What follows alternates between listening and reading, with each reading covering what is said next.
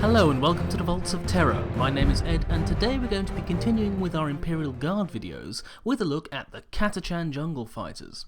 Now, the Catachan Jungle Fighters hail from the jungle world of Catachan, bizarrely, which is one of the most notorious death worlds in the Imperium. Now, the Catachans have a well-deserved reputation as the deadliest jungle warfare experts in the galaxy, for life on Catachan is both brutal and short for those not strong enough to survive. Now, a little bit on Catachan, it is, as I said, the most infamous death world in the galaxy, and it is located in the Ultima Segmentum, and it's completely covered with a dense jungle. Now, the planet's entire ecosystem seems consciously hostile to all foreign life. Each and every element of the native flora and fauna of the planet represents a real danger to any human being there.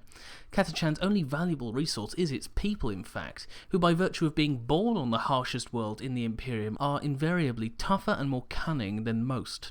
Now, the history of the world is quite brief. It was colonised in ancient times as it was thought it was merely a lush forest world, but after the colony ships actually crashed on the planet's surface, they found that the entire planet was deadly, with both animals and even plants taking countless lives in their first few days on the world. Those that survived learned to fight in the jungles of the planet using their spacecraft and later clear rocky plateaus away from the forest floor to survive, although the jungle constantly seeks to retake the land that humanity has taken from it. Now today, the few settlements that survive are vast fortresses, surrounded by man-made plains so that there are clear lines of fire against anything encroaching on the settlement. Now, building is problematic, as lichen and vines grow everywhere, with poisons melting mortar and crushing rock within their tight grip. Even wildlife gathers in vast numbers to push humans out of the settlement, sometimes leading to mass exoduses if the walls are breached by the hordes of deadly creatures. Only those who learn to shoot before the time they can walk are able to survive on this planet, and they need to be naturally both strong and cunning in order to overcome the challenges they may face. Over 50% of the population does not survive infancy, and 50% of the remainder does not live past the age of 10.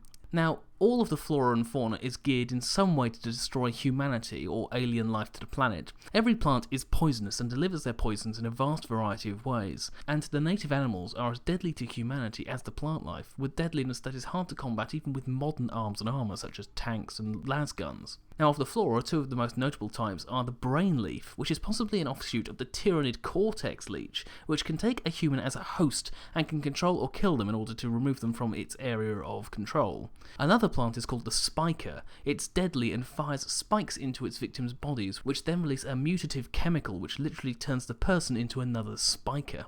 Now, of the fauna, or animals, there are two notable specimens that need to be mentioned.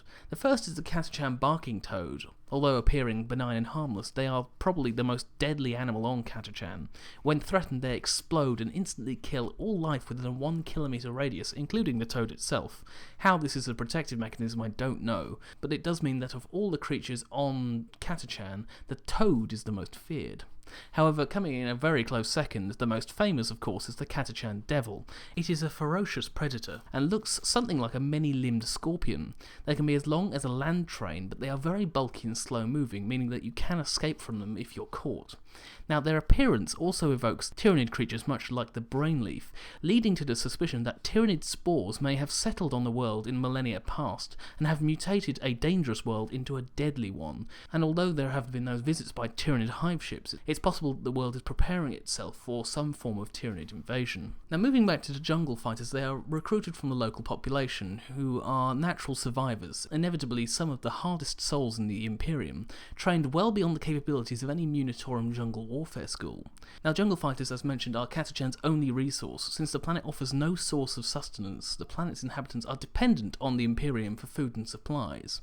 In return for that, the jungle fighters are happy to serve in the Imperial Guard, bringing their jungle fighting expertise off-world to what they perceive as far less dangerous situations. The organisation of the jungle fighters is much like any other Imperial Guard regiment, however they do seem to lack commissars. The thinking behind this is that the jungle fighters are relatively disciplined in combat already, and so bringing a harsher brand of discipline in the form of the commissars might not improve morale and combat capability, but in fact decrease it. And so it's believed that they have taken away the commissars in order to make the regiment more fighting ready. Now, they do feature ogrins within the regiment, and in fact, due to their heavily developed physique, normal human Catachans are sometimes referred to as baby ogrins by the wider Imperium due to their appearance and style of uniform.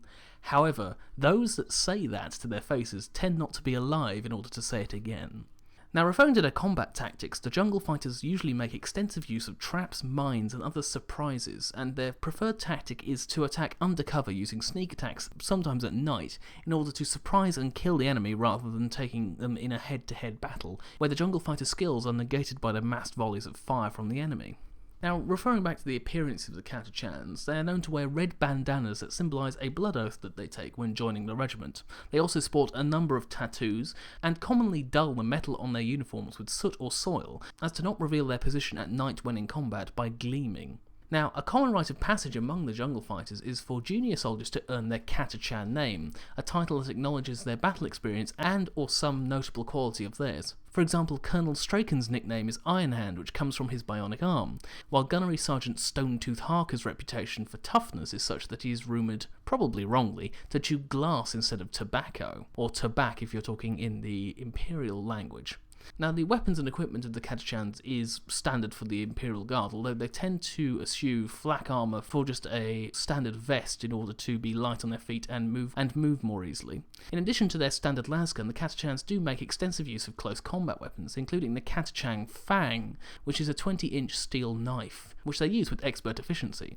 Another knife they use is the Night Reaper, which is a smaller and blackened knife, effective for night infiltration and assassination.